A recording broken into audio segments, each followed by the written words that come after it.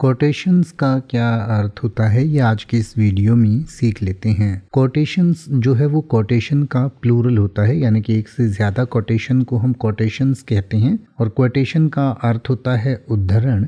उद्धरण का मतलब होता है कि किसी की बात को वैसा का वैसा कहीं से उठाकर कहीं लिखा जाता है या बताया जाता है, तो उसको हम एक उद्धरण कहते हैं, यानी कि किसी चीज़ को कहीं से उठाया गया है।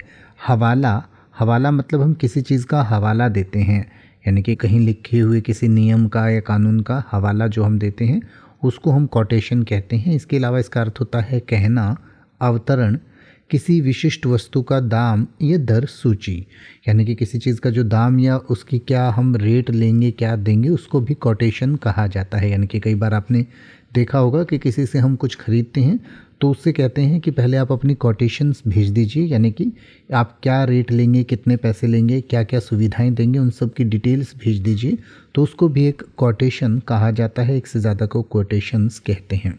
जैसे कि अगर आप ये कहना चाहें कि मेरे पास आधुनिक उपकरणों का संकलन है, तो आप कहेंगे I have an anthology of modern quotations. I have an anthology of modern quotations.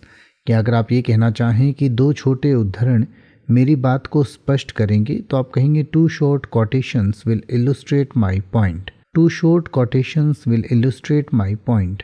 क्या अगर आप ये कहना चाहें कि उसका व्याख्यान उद्धरणों से भरा हुआ था, तो आप कहेंगे हर lecture was overweighted with quotations. हर lecture was overweighted with quotations.